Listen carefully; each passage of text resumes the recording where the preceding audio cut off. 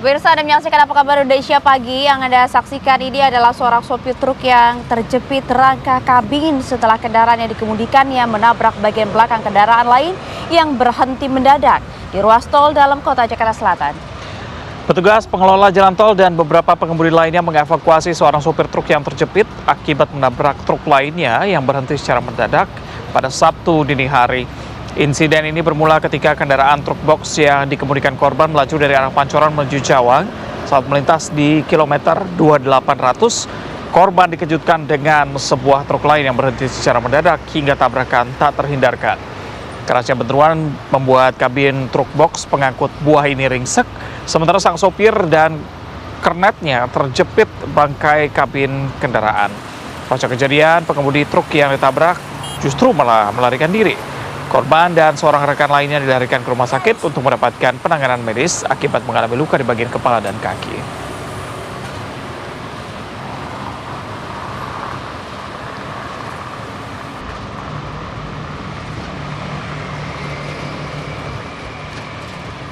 Berikutnya, Polres Mandailing Natal menangkap 3 pelaku pengerusakan dan pembakaran Mapolsek Muara Batang Gadis, Mandailing Natal, Sumatera Utara. Ya, dari hasil pemeriksaan urin terhadap ketiga pelaku, ketiganya positif menggunakan narkoba jenis sabu dan ganja.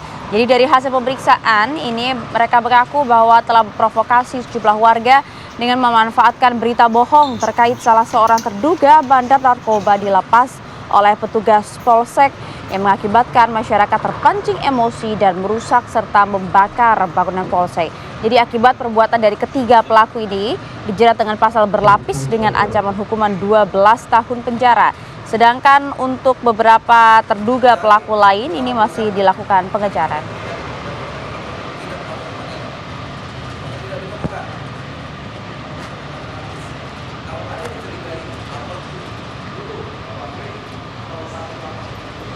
Assalamualaikum warahmatullahi wabarakatuh. Selamat pagi pemirsa. Hai, selamat pagi. Reza. Gimana ya kabarnya? Alhamdulillah.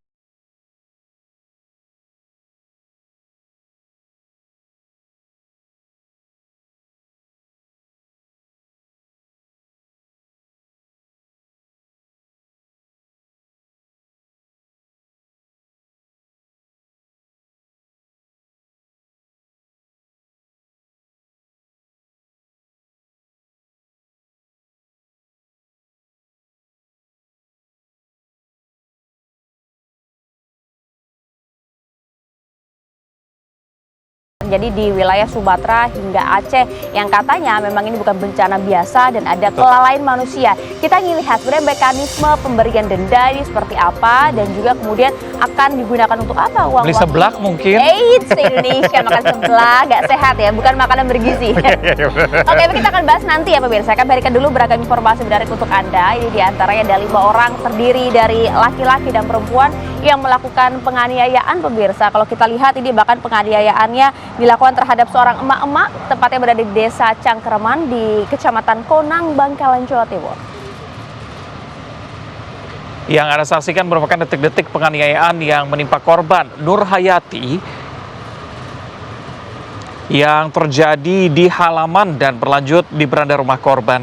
Jadi korban terlihat berusaha untuk melawan, hanya bisa mengelak dan menepis pukulan para pelaku yang merupakan tetangganya. Beruntung ada tetangga lain yang berusaha untuk melerai sehingga korban tidak mengalami cedera fatal yang serius. Insiden bermula ketika korban terlibat cekcok dengan tetangganya. Karena tidak bisa menahan emosi, sejumlah orang dari sebelah rumahnya langsung berhamburan menyerang korban. Namun beruntung aksi penganiayaan ini berhasil direkam oleh salah satu anak perempuan yang nyaris juga menjadi korban dari korban ini. Berbekal video rekaman, korban diantar keluarganya langsung melaporkan ke polisi, menceritakan hasil visum sebagai bukti penguat dalam laporannya. Korban berharap pihak polisi secepatnya menangkap 5 terduga pelaku penganiayaan karena kelimanya sudah menghilang dari rumahnya.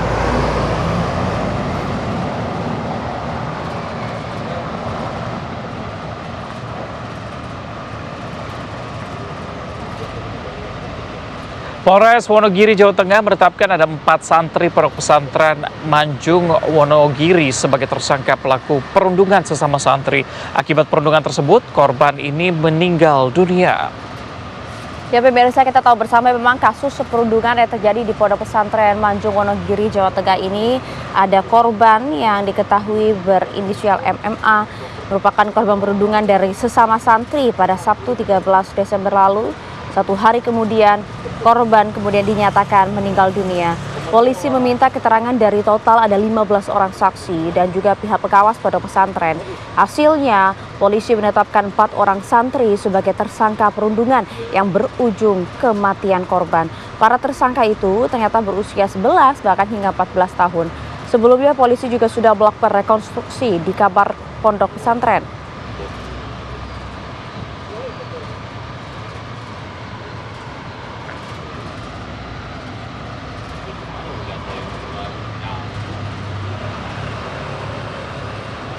Kita bergeser ke wilayah Jakarta, pemirsa. Sekelompok orang tak dikenal diduga melakukan penyerangan dan penyiraman dugaan air keras ke pemukiman warga di kawasan Pulau Gadung, Jakarta Timur. Waduh, kita harus hati-hati ya. Ini kejadiannya juga terekam kamera, pemirsa, bisa dilihat. Ada sekelompok orang yang melakukan penyerangan dan penyiraman air, diduga air keras nih, ke pintu gerbang permukiman warga, tepatnya di Jalan Remaja Jatinegara Kaum, Pulau Gadung, Jakarta Timur.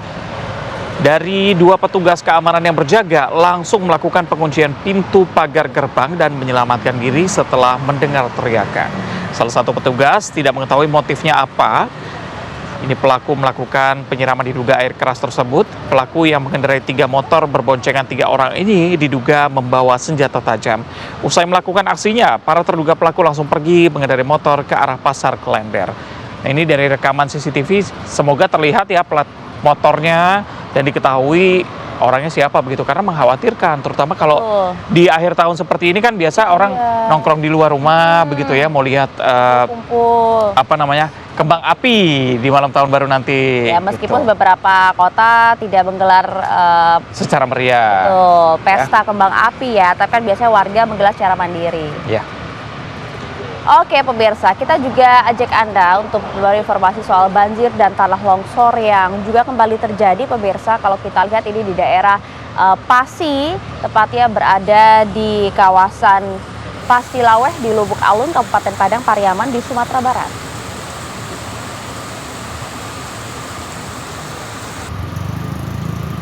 Ya, jadi akibat peristiwa banjir ini, pemirsa, akses jalan di lokasi longsoran sempat terputus karena material longsoran menimbun badan jalan. Kita lihat ini tadi warga berusaha untuk melewati banjir dengan menggunakan sepeda motor. Beberapa juga terlihat menggunakan jalan kaki ya, dengan lumpur yang cukup tinggi dan juga berbahaya. Akibatnya ini kepolisian dari Polres Padang Pariaman langsung turun ke jalan berupaya untuk membuka kembali jalan, menyingkirkan material longsor dari badan jalan agar warga bisa kembali beraktivitas. Selain longsoran, sejumlah lokasi juga digenangi air akibat naiknya air sungai Batang Anai. Ini bahkan BMKG juga sebelumnya memprediksi curah hujan masih cukup tinggi di beberapa daerah di Jakarta, termasuk di Bali. Jadi Anda yang berencana untuk tahun baruan di Bali mungkin bisa lebih berhati-hati. Sebelum keluar, cek dulu tuh ya prediksi BMKG di hari itu seperti apa. Tinggi gelombang, terutama kalau mau main ke pantai tuh ya, harus waspada. Mau di mana aja rasanya lebih lengkap kalau misalnya bersama keluarga, walaupun cuma berdua gitu ya. Apalagi bersama kamu ya, Za. Kita bergeser ke informasi berikutnya, pemirsa. Ini masuk ke hari kelima pembersihan kayu gelondongan di pesantren Darul Mukhlisin, Kampung Tanjung Karang, Aceh Tamiang yang terus dilakukan. Sampai saat ini proses pembersihan kayu gelondongan telah mencapai sudah 40%, Ayani. Betul sekali, karena pembersihan kayu gelondongan di pesantren ini kemudian dilakukan oleh petugas gabungan. Jadi saat ini untuk mempercepat proses pembersihan, petugas bekerja sejak pagi bahkan hingga malam hari total untuk membantu pemulihan di sana ya. Jadi puluhan alat berat kalau kita lihat juga sudah dikerahkan ke lokasi untuk mengangkat bahkan juga memindahkan kayu-kayu berukuran besar yang menimbun halaman dan juga sebagian bangunan pesantren. Jadi nantinya kayu-kayu gelondongan ini akan dipotong dengan gergaji mesin untuk mempermudah pengangkutan ke tempat penampungan di sekitar area pesantren. Jadi proses pembersihan kayu ini memang tidak mudah, namun targetnya selesai dalam waktu sekitar 2 pekan ke depan. Kita juga lihat itu lumpurnya cukup tinggi ya. Selain kayu, ini lumpur juga menjadi salah satu kendala dalam proses pembersihan di sana. Karena bahkan ada satu daerah yang ketinggian lumpurnya mencapai 5 meter. Iya, sebagian rumah warga bahkan tinggal atapnya aja begitu ya. Betul, betul, Ini betul. cukup berbahaya ketika memang abunya tadi begitu ini mengeras menjadi abu dan menyebabkan penyakit Iya. ispa di sana. Bahayanya itu ya. Pemirsa, proses perbaikan jalan di sekitar Jembatan Kamba di Padang Panjang, Sumatera Barat ini hingga saat ini masih terus dikebut. Kita lihat pemirsa ini petugas berusaha untuk membersihkan sisa-sisa material banjir bandang dan juga longsor, tepatnya di perbatasan Padang Panjang dan Kabupaten Tanah Datar yang sebelumnya memang sempat porak-poranda pada akhir November lalu. Ada belasan alat berat yang dikerahkan untuk mengangkut tanah, lumpur, batuan, batang pohon yang memicu kerusakan salah satu ikon di kota Sumatera ini. Kawasan Gerbang Padang Panjang dan juga Jembatan Kamba salah satu ikon yang terdampak paling parah di sana. Kendaraan roda 2 dan roda 4 hanya diizinkan untuk melintasi jalur pada pukul 17 hingga pukul 8 pagi per 21 Desember 2025. Jadi menurut catatan dari BPBD Kota Padang ada 26 korban jiwa akibat bencana tersebut. Ini perbaikan jembatan kan juga cukup penting ya, tidak hanya kemudian untuk sebagai titik menghubungkan logistik dari satu daerah ke daerah lain, tapi juga aktivitas warga di sana biar kemudian ekonomi juga kembali bangkit ya. Ya pemirsa, ini pasca terputusnya akses jalan akibat banjir bandang dan juga tanah longsor, sejumlah ruas jalan utama tepatnya di Kabupaten Aceh Tenggara Gayo Luas masih ekstrim untuk dilalui kendaraan. Wow, kalau kita bisa lihat sendiri ya, jalur yang sempat terputus akibat banjir bandang dan tanah longsor ini memang sebenarnya di beberapa wilayah sudah tersambung kembali dan bahkan juga sudah dibuka, kita lihat meskipun cukup ekstrim gitu ya. Jadi meskipun jalan ini dapat dilalui tapi tetap para pengendara harus hati-hati. Jalan utama Aceh Tenggara ke Gayo Luas yang masih terjal dan juga ekstrim tanjakannya itu berada di Desa Serkil dan Desa Tetumpun pada Kecamatan Putri Betung di Kabupaten Gayo Luas. Jalan yang tanjakannya masih terjal ini membuat sejumlah pengendara tentu harus mengantre terlebih dahulu karena satu persatu kendaraan, cukup mengeri kan kalau kita lihat ya, bahaya kalau kemudian harus menancap gas dengan cukup kencang ya, karena memang kondisi jalan yang berliku bahkan berlumpur juga terjal ini menjadi kendalanya.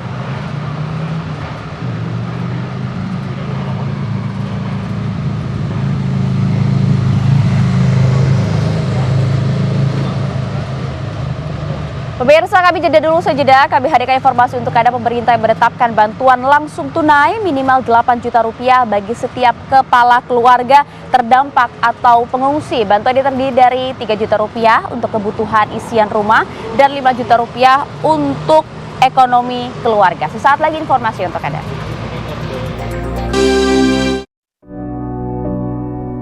Pasca bencana banjir bandang dan tanah longsor di sejumlah wilayah di Aceh, Sumatera Utara, dan Sumatera Barat, hingga kini proses pemulihan masih terus berlangsung. Pemerintah mempercepat penanganan dampak bencana sekaligus memperluas bantuan sosial bagi warga terdampak bencana. Dalam rapat koordinasi yang digelar pada Rabu 24 Desember lalu, Sekretaris Kabinet Teddy Indrawijaya bersama Menteri Sosial Syaifullah Yusuf menyepakati skema baru bantuan bagi para pengungsi dan keluarga korban bencana di Sumatera. Pemerintah menetapkan bantuan langsung tunai minimal 8 juta rupiah bagi setiap kepala keluarga terdampak atau pengungsi. Bantuan ini terdiri dari 3 juta rupiah untuk kebutuhan isian rumah dan 5 juta rupiah untuk pemulihan ekonomi keluarga. Jadi dalam rangka bencana, pemerintah memiliki tim besar untuk melakukan beberapa tahapan penanggulangan. Yang pertama adalah tentu evakuasi, kemudian masuk masa kedaruratan. Setelah masuk masa kedaruratan ini, pada saat yang sama, secara simultan juga ada perbaikan infrastruktur, membuka daerah-daerah yang terisolir. Setelah itu, baru kemudian pemerintah menyediakan huntara atau hunian sementara atau hunian tetap bagi keluarga terdampak yang rumahnya rusak berat atau rumahnya hilang sama sekali. Nanti setelah huntara ada, setelah huntaranya ada atau huntapnya ada beberapa bantuan yang diberikan untuk memulai hidup di huntara atau di hunian tetap itu. Dari Kemensos ada beberapa program, ya, yang program dukungan setelah berada di hunian sementara atau hunian tetap.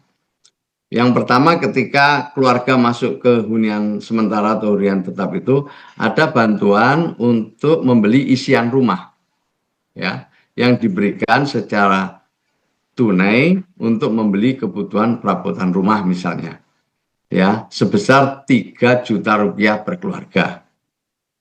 Setelah itu, ini juga sesuai dengan Permensos yang lama, ada bantuan jaminan hidup sebagai dukungan pemenuhan lauk pauk saat tinggal di huntara atau di hunian tetap. Terakhir nanti ada dukungan pemberdayaan dalam kerangka pemulihan ekonomi yang tentu ini nanti akan diberikan setelah melalui hasil asesmen bersama pemerintah daerah dan juga dengan BNPB sebesar 5 juta rupiah. Nah, inilah nanti dukungan yang diberikan dari Kementerian Sosial. Belum lagi nanti ada yang dari BNPB dan ada juga dari instansi-instansi lain. Selain bantuan tunai, pemerintah juga menyalurkan bantuan kebutuhan pokok berupa beras serta lauk pauk yang diberikan terpisah dari bantuan langsung tunai. Tak hanya itu, pemerintah juga menyiapkan santunan khusus bagi keluarga korban meninggal dunia sebesar sekitar 15 juta rupiah per ahli waris. Sementara warga yang mengalami luka berat akan menerima santunan sekitar 5 juta rupiah. Seluruh bantuan dan santunan akan disalurkan langsung oleh Kementerian Sosial berdasarkan data dan persetujuan dari Bupati atau Wali Kota setempat. Tim TV One mengabarkan. Pemirsa, Presiden Republik Indonesia Prabowo Subianto menghadiri gelar Gria atau Open House begitu ya, tepatnya berada di rumah dinas dari Kapolri Jenderal Listio Sigit Prabowo pada saat perayaan Natal 2025. Kita lihat ini Presiden Prabowo Subianto tiba di rumah dinas Kapolri pada Kamis sore. Dalam kesempatan tersebut, Presiden juga hadir bersama dengan putranya atau Didit Prabowo ya, dan juga beserta sejumlah Menteri Kabinet Merah Putih. Meskipun kunjungan dilakukan secara tertutup, ini Prabowo nampak berada di open house selama kurang lebih 1 jam. Selain itu, Presiden juga nampak menyempatkan datang ke kediaman Luhut Binsar Panjaitan.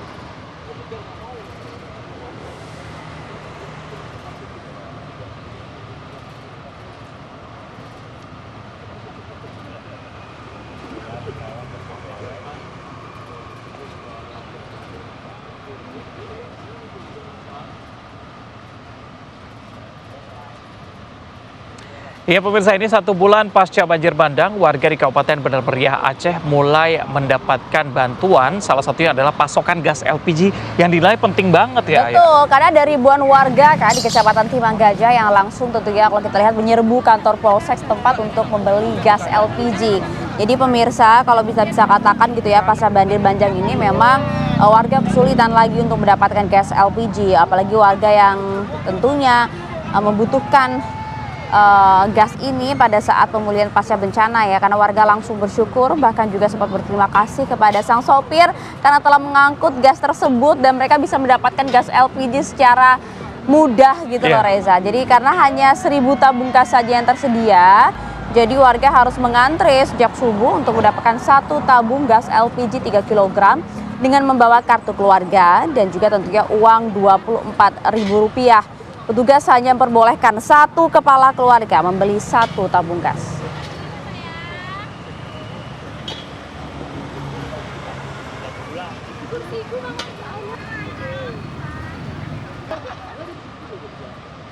Ya, kami jeda dulu pemirsa. Apa kabar Indonesia Pagi masih akan kembali untuk Anda sesaat lagi. Halo, saya Pak Peter, kuasa usaha ad interim Kedutaan Besar Amerika Serikat di Jakarta. Hello, saya Dusadi Hemon. As the holiday season approaches, we want to extend our warmest Christmas and New Year greetings to all of you. Kemitraan antara Amerika Serikat dan Indonesia lebih kuat dari sebelumnya, menjadikan kedua negara kita lebih aman, lebih kuat, lebih makmur, dan lebih siap untuk menghadapi tantangan global bersama-sama. Atas nama kami semua di Kedutaan Besar Amerika Serikat, kami berharap semoga momen spesial ini membawa kebahagiaan, harapan, dan kedamaian untuk Anda dan keluarga. Selamat Natal dan Tahun Baru!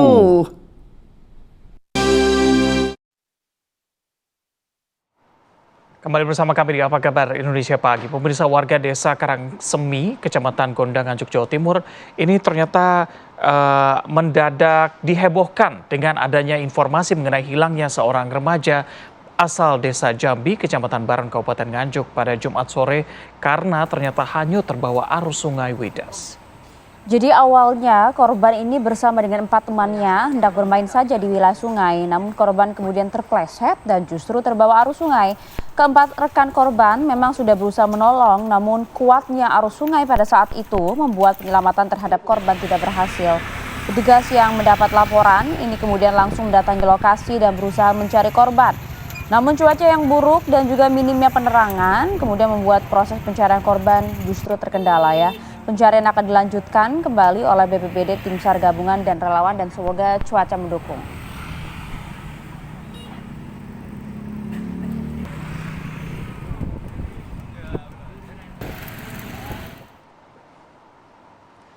Pemirsa, sementara itu warga di Desa Lukup ya, tempatnya berada di Kecamatan Rikit Gaib di Kabupaten Gayo Luas ini digemparkan dengan penemuan ada 2 jasad laki-laki di perkebunan pinus di kawasan Pegunungan Pasir Kolak pada Kamis siang kemarin.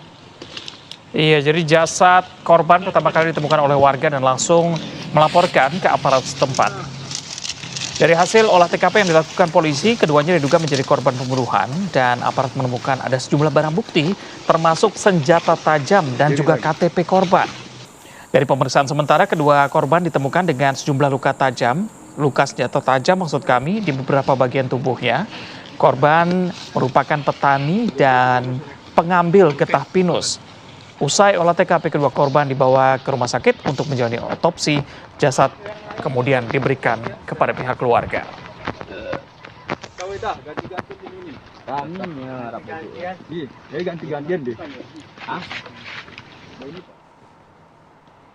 Pemirsa, ini diduga gara-gara cekcok pembagian harta gonogini, ada seorang pria di Langkat yang tewas dibacok oleh mantan kakak iparnya. Jadi pelaku ini memang telah diamankan oleh pihak kepolisian bersama dengan barang bukti. Ya, peristiwa ini terjadi di Dusun 7 Air Panas di Desa Buluh Telang di Kecamatan Padang Tualang di Kabupaten Langkat ya, di Sumatera Utara.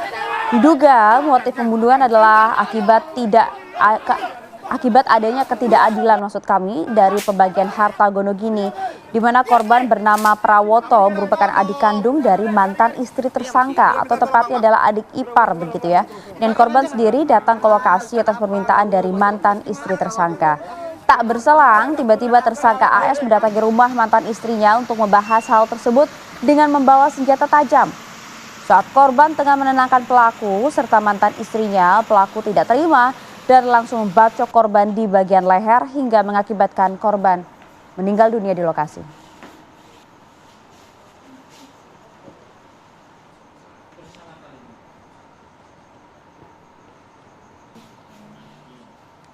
Langsung saja kita coba dalami hal ini bersama dengan AKBP David Rio Prasojo, Kapolres Langkat sudah tersambung bersama kami. Selamat pagi Pak Kapolres.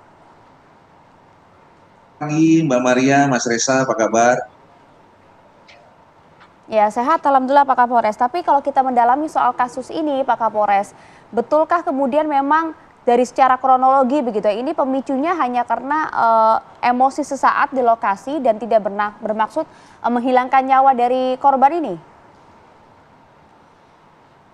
Baik, sebelumnya kami sampaikan kepada Mbak Maria dan Mas Reza, alhamdulillah sebelum 1x24 jam kemarin setelah kami mendapat laporan adanya tindak pidana dimaksud, kita sudah bisa langsung melakukan pengungkapan, pengejaran, dan penangkapan terhadap tersangka. Dapat kami sampaikan pada kesempatan ini Mbak Maria, jadi memang sebelumnya kurang lebih 3 bulan ini memang sudah ada perdebatan di antara tersangka AS dengan mantan istrinya, perdebatan sebelum mereka berpisah sampai dengan mereka berpisah atau bercerai tentang pembagian harta gonogini yang akhirnya berakibat dengan terjadinya peristiwa tersebut di mana tersangka AS melakukan penganiayaan sehingga menghilangkan nyawa terhadap korban PRW itu sendiri. Begitu Mbak Maria. Oke, Pak Kapolres, berarti bisa dibilang memang sudah ada niatan atau dari informasi yang dapatkan seperti apa? Karena kan ini langsung menggunakan golok ya untuk membacok korban di tempat sampai korban ternyata hilang nyawanya. Baik, terkait itu Mas Reza, kita terus melakukan pendalaman. Karena sampai dengan saat ini proses pemeriksaan terus berlanjut. Terkait ini direncanakan atau belum, kemarin kami mendapatkan hasil pendalaman bahwasannya dia mendapatkan senjata tajam itu tidak langsung dibawa dari rumahnya, melainkan dia mendapatkannya ketika di perjalanan. Yaitu di sana ada dekat ada masjid juga ada permajelisan yang memang ada menaruh di situ. Tapi itu tidak menutup kemungkinan nanti apabila terjadi perubahan pada saat kami melakukan pendalaman dan setelah kita koordinasi dengan ahli dan melakukan gelar lanjutan, bisa jadi hal tersebut bisa kita lakukan. Tapi sementara ini dapat kami konstruksikan bahwa yang kami jerat terhadap tersangka adalah pasal 351 ayat 3 tentang menghilangkan, tentang kekerasan yang mengakibatkan hilangnya nyawa seseorang, dan juga kita dengan pasal 338 pembunuhan. Demikian Mas Reza. Oke, latar belakang dari tersangka ini seperti apa sih Pak dari segi profesi dan kesehariannya? Dia adalah pekerja harian biasa, Mbak. Jadi dia mengandalkan penghasilannya dari harian biasa. Kadang juga melakukannya dengan pekerjaan-pekerjaan serabutan. Demikian Mbak Maria. Oke, Pak Kapolres, ini kan tadi ada katakan sudah beberapa bulan, sudah hampir 3 bulan begitu ya pembahasan mengenai harta gonogini ini belum selesai. Apa yang menjadi puncaknya sehingga pelaku melakukan aksinya beberapa hari lalu? Perceraiannya itu setelah bercerai di 3 bulan ini mereka memang masih berdebat karena si tersangka AS ini merasa pembagiannya tidak adil. Sebenarnya pembagian ini sudah terlaksana dan status bercerainya pun sudah terjadi. Namun dia tetap berupaya melakukan perdebatan antara tersangka AS dengan mantan istrinya, kemudian di akhir atau puncaknya adalah pada tanggal 22 Desember kemarin, bahwasannya tersangka mendatangi rumah mantan istrinya. Dan kemudian mantan istrinya pun sebenarnya mengetahui bahwasannya tersangka itu datang ke rumahnya, sehingga mantan istrinya ini berinisial PR ini menghubungi adik iparnya, yakni korban PRW, yang akhirnya datang ke rumahnya. Sebenarnya tujuannya untuk menenangkan, untuk berbicara baik-baik. Namun mungkin karena emosinya sudah di puncak, kemudian mengayunkan kapaknya itu ke arah leher, sehingga korban meninggal di tempat.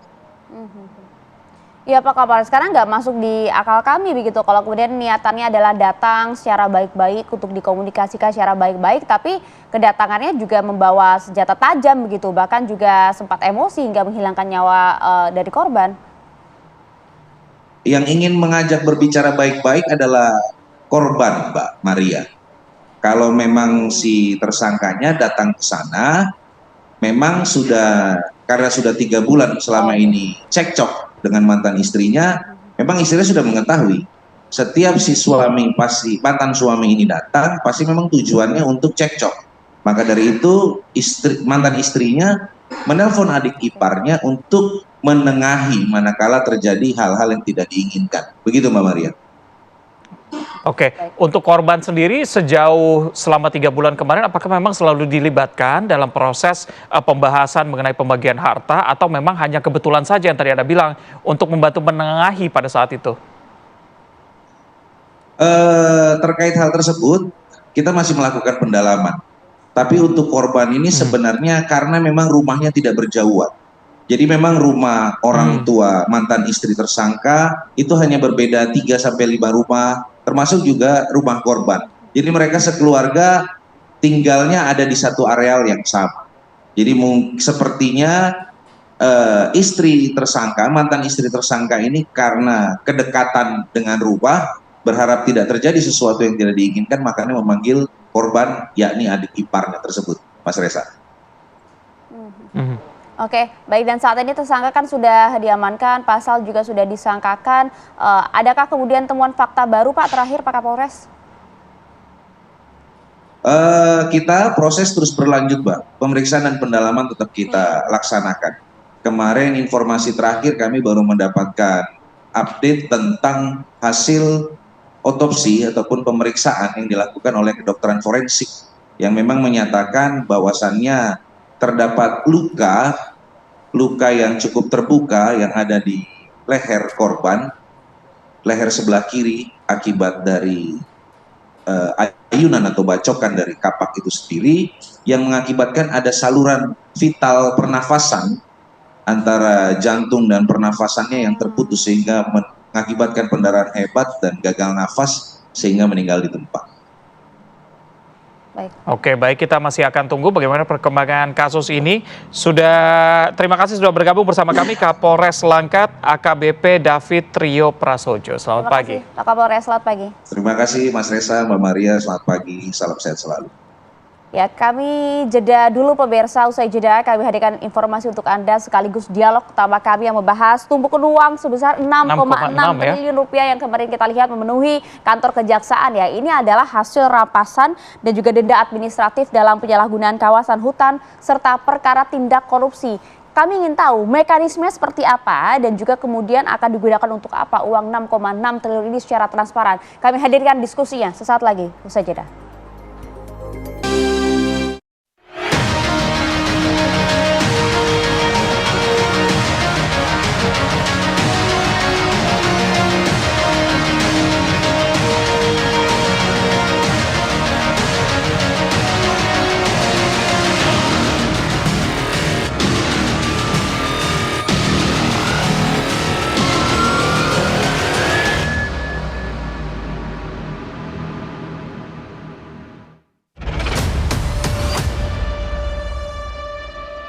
Tumpukan uang sebesar 6,6 triliun rupiah memenuhi Gedung Bundar Kejaksaan Agung. Uang ini merupakan hasil rampasan dan denda administratif penyalahgunaan kawasan hutan serta perkara tindak pidana korupsi.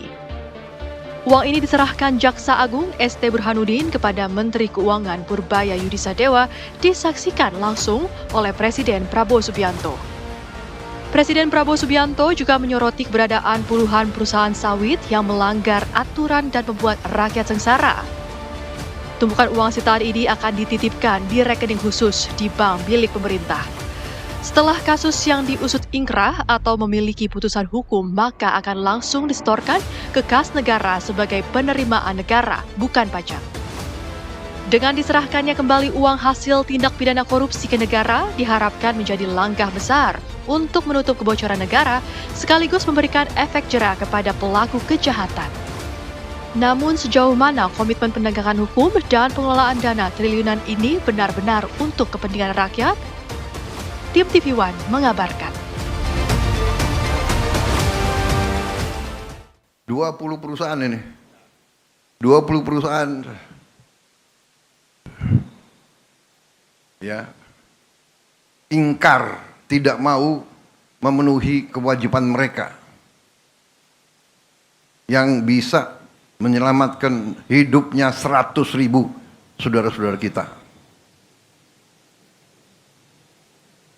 Dan ini baru ujungnya. Saudara-saudara, negara itu ibarat badan manusia. Kekayaan, uang dan segala kekayaan itu ibarat darah. Kalau badan manusia tiap hari bocor, sekian cc, di ujungnya badan itu kolaps, mati. Negara sama. Di ujungnya kekayaan kita bocor, dirampok, dicuri, laporan palsu, under invoicing, pejabat disogok. Gimana negara bisa bertahan? Ini yang dikehendaki oleh beberapa kekuatan. Kalau saya bicara kekuatan asing, saya diketawain. Saya tidak peduli. Saya dipilih, saya dilantik oleh rakyat Indonesia, saya akan mati untuk rakyat Indonesia.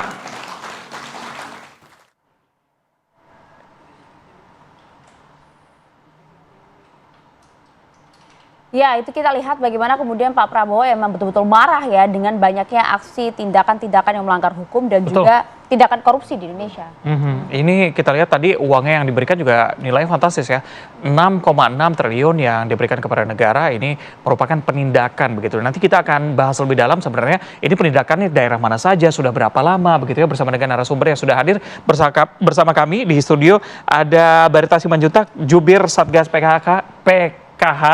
Assalamualaikum, selamat pagi. Selamat pagi. Waalaikumsalam, selamat Bang, pagi Reza, terima kasih. Maria, selamat pagi. Iya, hadir juga bersama kami Bang Saur Siagian, pegiat anti korupsi. Bang Saur, Assalamualaikum, selamat pagi Bang. Pagi, Mas Reza, Mbak Hadir Maria. juga melalui sambungan Zoom bersama kami Mukri Friyatna, aktivis lingkungan hidup. Assalamualaikum, selamat pagi. Mas Bukri, selamat pagi. Assalamualaikum. Selamat pagi, Assalamualaikum, salam lestari. Oke, nah kita langsung mau ke Bang Barita. Pak Barita, kalau kita lihat nih total ada 6,6 triliun. Kita mau ingin tahu detailnya apakah betul-betul 6,6 triliun yang diamankan oleh Satgas PKH ini memang berasal dari pelanggaran para perusahaan yang menyebabkan bencana di Sumatera hingga Aceh. Ya, yang pertama dulu saya perlu sampaikan bahwa Satuan Tugas Penertiban Kawasan Hutan ini dibentuk dengan Perpres 5 tahun 2025 tanggal 21 Januari 2025. Satu, yang kedua, Satgas ini sudah bekerja semenjak Januari sampai sekarang. Dan pada bulan November kemarin terjadi bencana. Jadi ada dua hal di sini. Pertama, capaian kinerja Satgas itu pada waktu konferensi pers 24 Desember kemarin itu adalah capaian progres terakhir ya dari selama Januari, yaitu ada 4 juta hektar lahan kawasan hutan yang telah dikuasai kembali dan ada sekitar ya yang kemarin itu 6 triliun 625 miliar 294 juta 190.469. Itu terdiri dari 2 penagihan denda administratif yang sudah berjalan itu 2,3 triliun ya, dan penyelamatan keuangan negara dari tindak pidana korupsi yang ditangani oleh Jaksa Agung Muda Pidana Khusus itu senilai 4,2 triliun. Dalam perkara dugaan tindak pidana korupsi pemberian fasilitas ekspor CPO dan importasi gula. Jadi itu ada 2 yang dilaporkan karena Satgas Penertiban Kawasan Hutan ini kan secara administratif ada di Kejaksaan Agung. Nah sekaligus dilaporkan 2 capaian itu. Nah untuk pengambil alihan penguasaan kembali kawasan hutan itu adalah tahap kelima ini. Dari total semenjak Januari sudah diselamatkan 4.081.081 juta hektar dan tahap 5 kemarin melengkapi yang 4 juta hektar itu ada 893.000 hektar. Itu sudah diserahkan kepada Kementerian Kehutanan yang berupa konservasi yang kemarin Taman Nasional Tesonilo itu dan kemudian kepada Kementerian Keuangan, dari situ ke BPI Danantara dan Agrinas Palma Nusantara melengkapi capaian yang sudah 1,5 juta hektar kemarin. Begitu. Oke, berarti ini penindakan dari Januari sampai dengan November begitu ya? Selama kurang lebih 1 tahun. Daerahnya mana saja? Itu kalau meliputi kalau yang diserahkan lahan sawit itu dari 124 subjek hukum. Itu ada korporasi dan ada orang perorangan di 6 provinsi. Ya, itu yang lahan perkebunan sawit yang sudah diserahkan seluas 204.575.383 hektar ya. Kemudian untuk konservasi itu pemulihan kembali kawasan hutan itu dari 9 provinsi. Sedangkan dana tadi 2 saya katakan denda administratif karena Satgas Penertiban Kawasan Hutan memiliki kewenangan satu melakukan denda administratif, yaitu pengelolaan kawasan hutan yang ilegal ditagih. Yang kedua penguasaan kembali yang tadi 4 juta hektar dan ketiga ada pemulihan aset. Jadi ini progres yang dilakukan dalam kurang dari 1 tahun dari Januari sampai Desember. Termasuk hari. 3 provinsi yang mengalami bencana ini. Nah, yang kedua di 3 provinsi ini investigasi dilakukan, sebab itu dari hasil investigasi Satuan Tugas Penertiban Kawasan Hutan dan kemudian dari hasil penelitian lembaga interdisipliner ITB, itu ditemukan ada korelasi antara alih fungsi kawasan hulu sungai yang ada di hutan, dan karena itu kawasan hutan menjadi kewenangan Satgas untuk menertibkan. Itu juga telah dilakukan investigasi, pemanggilan, klarifikasi terhadap 27 korporasi dan individu orang perorangan yang diduga kuat punya kontribusi terhadap banjir bandang di Aceh, Sumatera Utara, dan Sumatera Barat. Oke. Nah, Artinya 27 korporasi yang dipanggil itu, mohon maaf, jadi maksudnya 2,4 triliun denda administrasi kehutanan itu bukan berasal dari 27 korporasi ini ya? Oh bukan. Karena ini kan masih investigasi. Iya, masih investigasi. 27 korporasi dan orang perorangan itu adalah yang diinvestigasi dan diduga kuat terlibat dalam pengalihan fungsi daerah aliran sungai di hulu. Maka kemarin Jaksa Agung tegas menyatakan melanjutkan investigasi ini dan melakukan penegakan hukum yang tegas sehingga ke depan tidak ada lagi alih fungsi yang melanggar ketentuan dan pelanggaran hukum, serta evaluasi terhadap celah kerawanan dalam regulasi kita. Oke, kita ke Bang Mukri. Bang Mukri, tadi sudah dijelaskan bahwa penindakan sudah dilakukan sejak Satgas ini bekerja Januari sampai dengan November 2025. Jumlahnya tadi uangnya cukup fantastis, 6,6. Tanggapan Anda seperti apa? Apakah ini penindakan sudah cukup efektif atau bagaimana Anda melihatnya?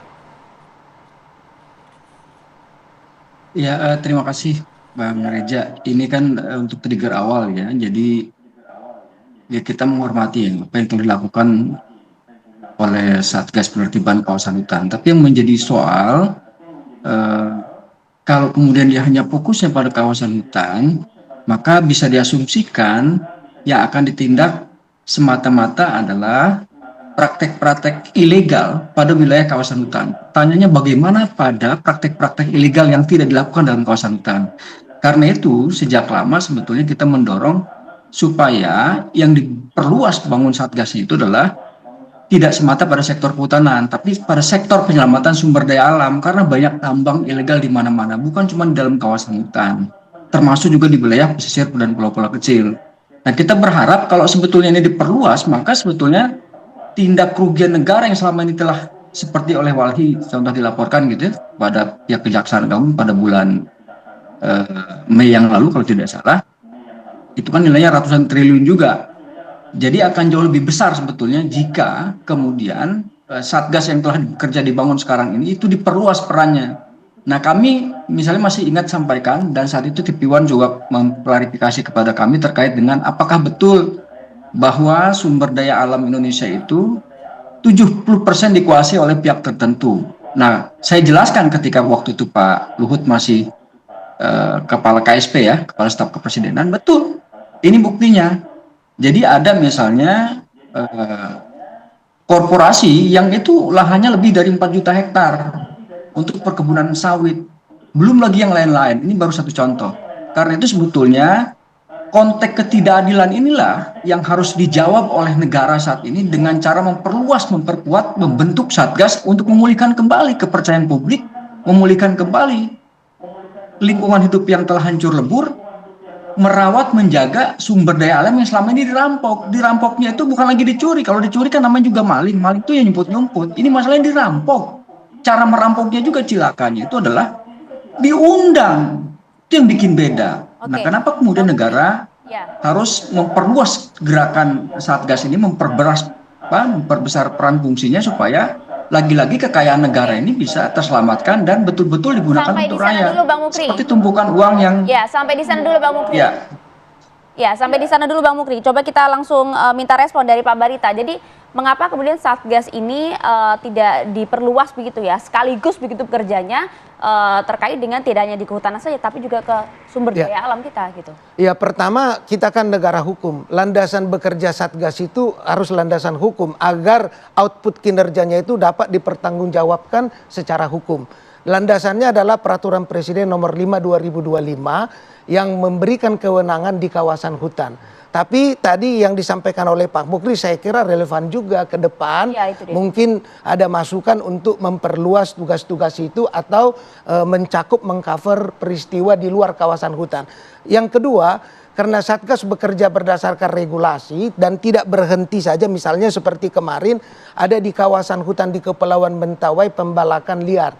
Tapi hasil output dari kejahatan itu sudah digeser ke Jawa Timur.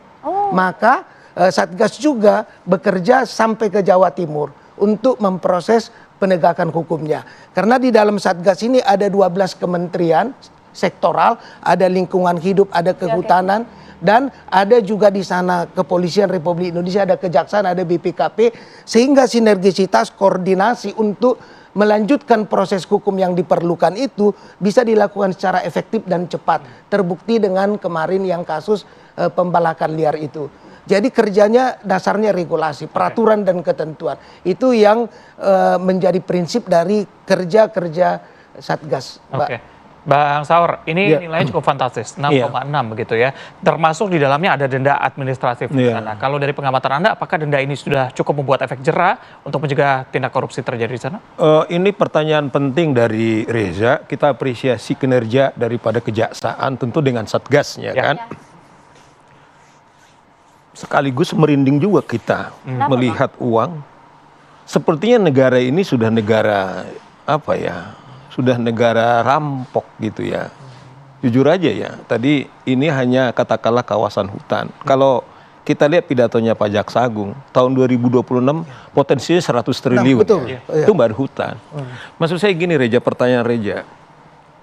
Nah barangkali begini, para perampok uang negara ini bisa ngitung-ngitung kayak main-main kita punya pelaksanaan penerapan hukumnya. Dugaan saya ini kan di dalam pasal 2 ayat 2 dalam undang-undang tipikor kita kan bahwa juga orang atau koruptor itu bisa dihukum mati. Nah kalau sampai katakanlah kata Pak Jaksa Agung kemungkinan alam ini katakanlah banjir dan lain-lain juga karena pemalakan. Artinya ini kan kita dalam keadaan bencana alam ini. Nah di situ dijelaskan adalah kalau dalam keadaan tertentu dijelaskan kalau sampai juga dalam keadaan bencana alam ada korupsi itu juga bisa dihukuman mati. Jadi maksud saya juga harus maksimal Hukuman yang akan diberikan. yang diberikan. Kedua juga menurut saya keteladanan. Saya apresiasi betul nih Jaksa Agung. Karena mungkin kita tidak punya role model, tidak punya keteladanan, karena mungkin katakanlah dalam OTT terakhir misalnya, yang dilakukan oleh KPK, ternyata juga terlibat juga itu jaksa-jaksa yang di Banten, kemudian di Bekasi dan di Kalimantan. Nah dugaan saya jadi ada keteladanan dari aparat penegak hukum, sebab 6,6 triliun ini, apakah nggak diembat misalnya nanti dengan anak buah atau dan lain-lain, itu pertanyaan publik loh. Ada potensi ke sana. Loh, kan itu yang kita bilang. Ketika Jaksa Agung sudah teriak-teriak, kalau Anda berani, saya akan sikat. Tetapi buktinya, ada Kajari, bekas Kajari Jakarta Barat, tuh Pak Barita udah kita teriak-teriak. Hanya etik gitu loh.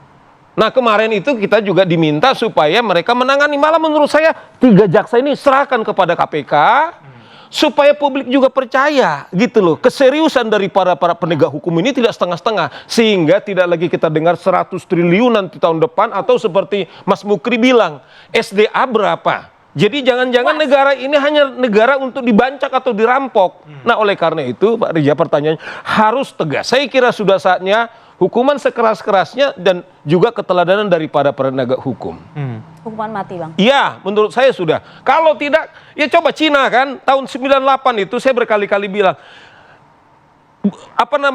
pendapatan kita itu masih sama dengan mereka. Tahun 98. Sekarang kita sudah 1:4. Mereka itu sudah negara maju. Karena apa? Pemerintahnya tegas untuk melakukan penegakan hukum.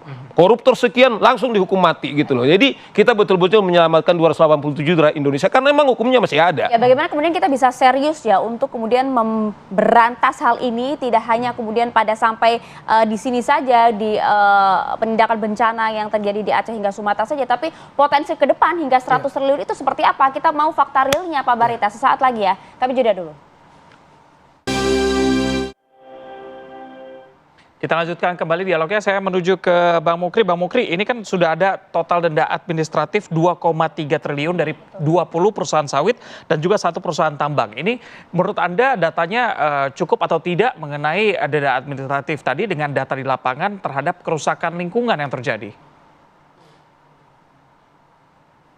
Ya, ini kan baru dari 3 perusahaan jatuhnya ya. Jadi buat kita melihat itu sebuah prestasi yang cukup baik. Tapi kalau misalnya kita mau telisik jauh lebih dalam lagi, misalnya kita bisa lihat angka atau data jumlah pertambangan disebut ilegal itu berdasarkan Korsub ya, Koordinasi Supervisi KPK di tahun 2015 sampai dengan tahun 2020, itu lebih dari 2.000 kawasan pertambangan yang disebut ilegal atau belum clean and clear.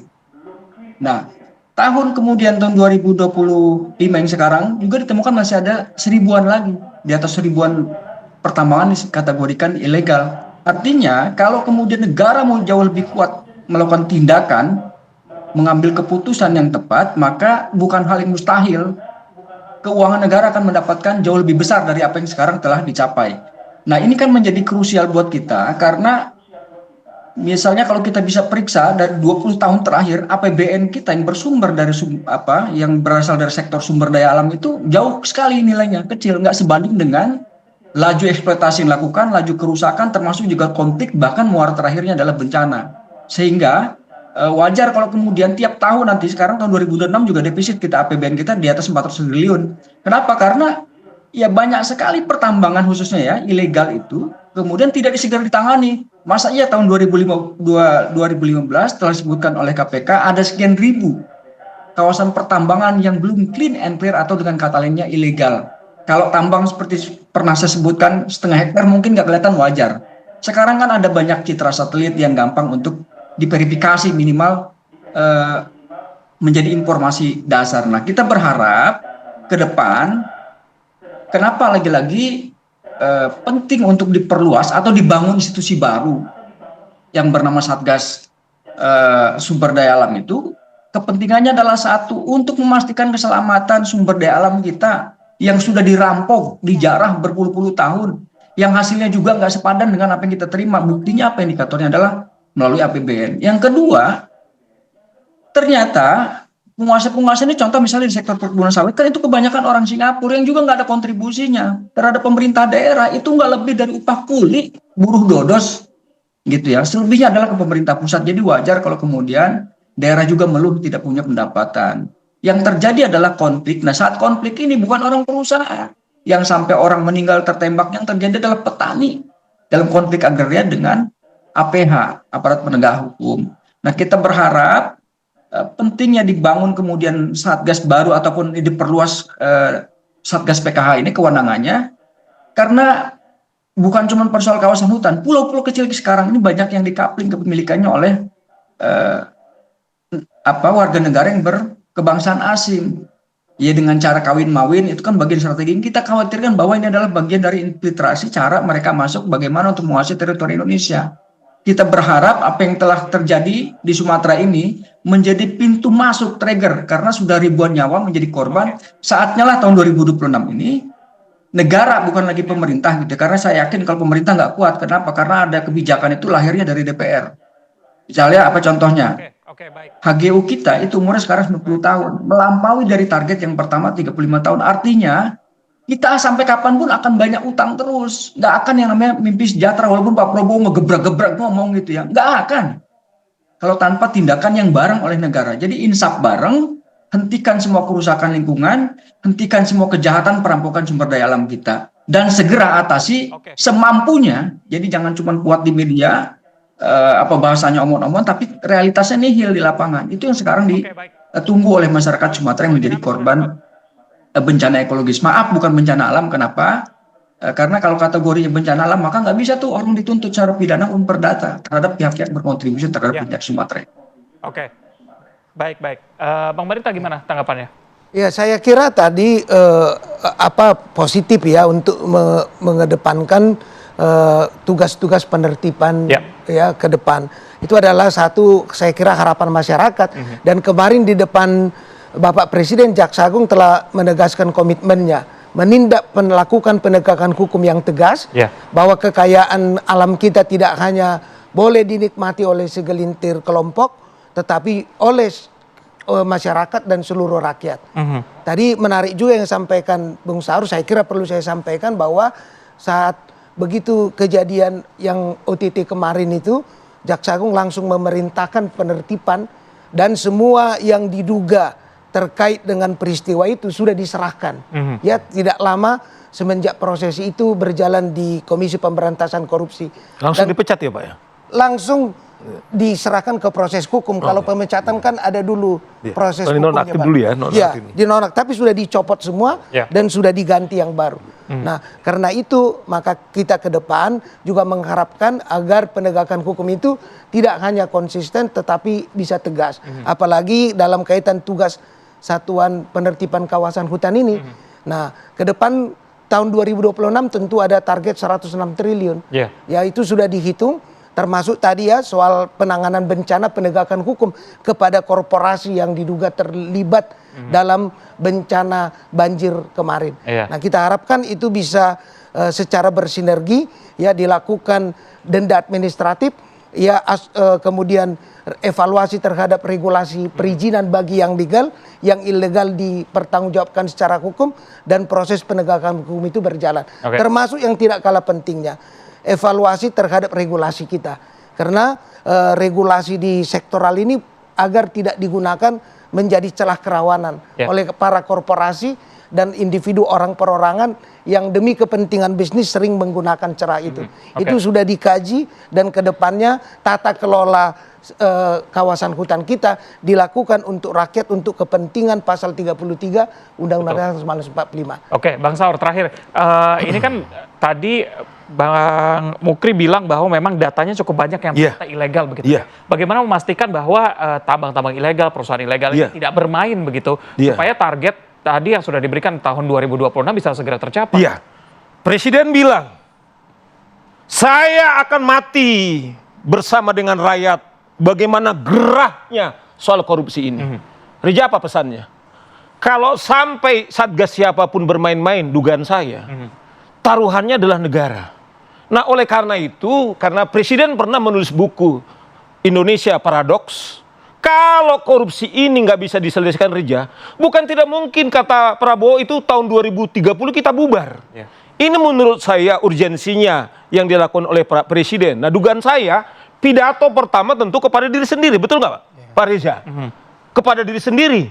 Tetapi juga para pembantu-pembantunya ini yang sering gitu loh. Para penegak hukum ini juga bermain juga kepada pengusaha-pengusaha hitam, cukong, dan lain-lain. Karena apa?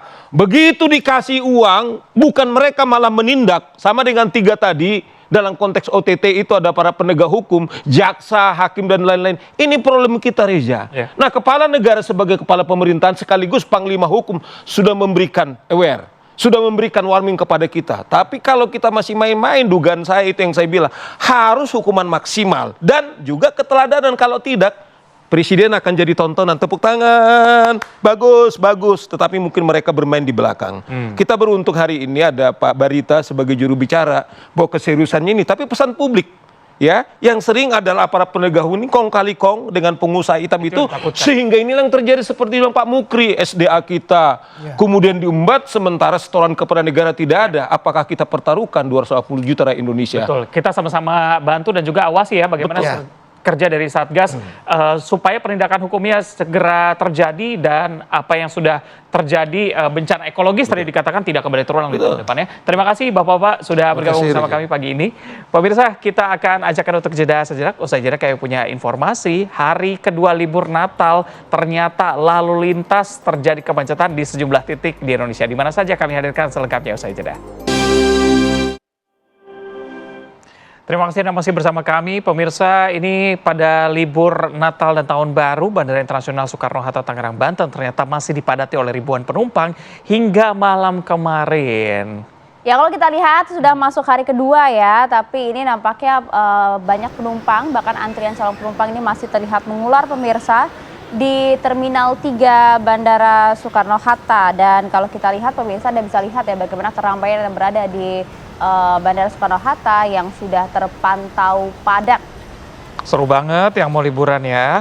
Iya, apalagi kalau kita lihat ini kan ada beberapa destinasi wisata yang saat ini sedang jadi tujuan favorit. Yogyakarta, ya kan? Kemudian Bali. Betul. Dan juga masih banyak yang mau pulang kampung nih ke wilayah Sumatera. Betul, kalau mancanegara, Malaysia dan juga Singapura masih menjadi favorit masyarakat Indonesia ya. Betul sekali. Sementara itu, ya di ruas tol Jakarta Cikampek Karawang Jawa Barat juga ternyata terjadi tidak kemacetan tapi ramai lancar alias ramlan di kedua arahnya kemarin ya. Betul. Kalau kita lihat memang memang cukup lancar sih ya. Jadi iringan kendaraan dari arah Jabodetabek mengarah ke Bandung, Cirebon dan juga Jawa Tengah dan juga sekitarnya ini memang terus mengalir melintas di ruas tol Jakarta Cikampek tapi tidak ada kepadatan di sana ya. Arah sebaliknya pun juga demikian, normal dan lancar. Jadi tidak hanya kendaraan pribadi, kendaraan truk atau angkutan barang banyak melintas, tapi dibandingkan dengan hari sebelumnya di titik ini memang kilometer 47 menjadi salah satu titik kepadatan pada puncak mudik Natal kemarin. Tapi kita lihat apakah hari ini juga sama dan apa yang membuat kemudian tol Jakarta Cikampek ini tidak sepadat pada libur Nataru biasanya. Kita coba akan tanyakan bersama rekan kami, ada Agung Prasetyo di sana. Agung, silahkan. Iya, terima kasih Maria, Reza juga pemirsa. Kalau pagi hari ini di ruas tol Jakarta Cikampek, tepatnya kami memantau di kilometer 70 sekitar gerbang tol Cikampek Utama, lalu lintas terpantau ramai kendaraan dari arah Jabodetabek yang akan menuju ke wilayah timur Pulau Jawa. Ini masih mendominasi dibandingkan kendaraan dari arah Palimanan yang akan kembali ke wilayah Jakarta. Dan di sekitar gerbang tol Cikampek Utama sejak pagi hingga saat ini kami memantau terjadi beberapa antrian kendaraan di sebelah gardu transaksi yang dibuka menuju ke arah Palimanan. Antrian ini terjadi 10 sampai 15 kendaraan ke belakang di setiap gardu transaksi yang dibuka menuju ke arah Palimanan. Dan ada 7 gardu transaksi utama yang dibuka untuk melayani para pengendara ataupun pemudik yang untuk menuju ke arah Jawa. Selain itu juga ditambah dengan 8 gardu satelit. Dan dapat kami informasikan juga kepada pemirsa dari arah sebaliknya, dari arah Palimanan yang menuju ke arah Jakarta terpantau cukup lengang dibandingkan dari arah Jakarta. Dan dapat kami informasikan kepada pemirsa sejak pagi pukul 5 hingga saat ini kendaraan yang telah meninggalkan wilayah Jabodetabek melalui ruas tol Jakarta Cikampek tercatat ada 9.408 kendaraan terkhusus yang melintas melalui gerbang tol Cikampek Utama. Tercatat hingga saat ini ada 4.446 kendaraan. Ini masih pagi sudah cukup tinggi dibandingkan dengan hari kemarin. Dan selain itu juga memang meski puncak mudik Natal sudah terlewati, tetapi diprediksi arus lalu lintas di ruas tol Jakarta Cikampek akan terus meningkat hingga mendekati pergantian tahun nanti. Dan di bila mana nantinya terjadi lonjakan ataupun kepadatan di sebelah titik di ruas tol Jakarta Cikampek, pihak Korlantas Polri bekerja sama dengan Jasa Marga juga akan memberlakukan rekayasa lalu lintas kontraflow di titik-titik kepadatan. Sementara itu yang dapat kami kabarkan, kembalikan ke Anda di studio, Maria. Ya, terima kasih Agung Prasetyo melaporkan langsung dari Cikampek, Jawa Barat. Iya, ini kemungkinan mungkin terjadi kepadatannya ke arah balik Jakarta besok ya, karena hari Senin ternyata sebagian masih juga bekerja, mungkin sebagian aja sudah cuti sampai akhir tahun, tapi beberapa masih bekerja di hari Ada yang nanti Senin. bekerja dulu, nanti pada saat udah mau tanggal 30 tuh, baru libur tuh, cuti lagi tuh, ya kan? Oke, karena memang mayoritas justru arah kepadatan itu berada di tol mengarah ke Bandung ya kan? Bukan untuk ke arah ke Jawa. Kalau ke arah Bandung tuh kemarin sampai 5 jam katanya Jakarta Bandung. Oh iya, lumayan banget pasti di dalam kota Bandungnya juga terjadi kepadatan, termasuk juga titik-titik wisata tempat Ayah di sana mungkin ya, di alun-alun Bandung. Alun-alun Bandung. Kan ada setan-setan. Kayak gitu juga konsepnya ya Reza. Oke, kita jeda dulu ya pemirsa. Usai jeda apa kabar Indonesia Pagi masih akan kembali untuk Anda. Besok ya. Besok. Kita akan kembali untuk Anda besok 6.30 sampai dengan pukul 8 pagi.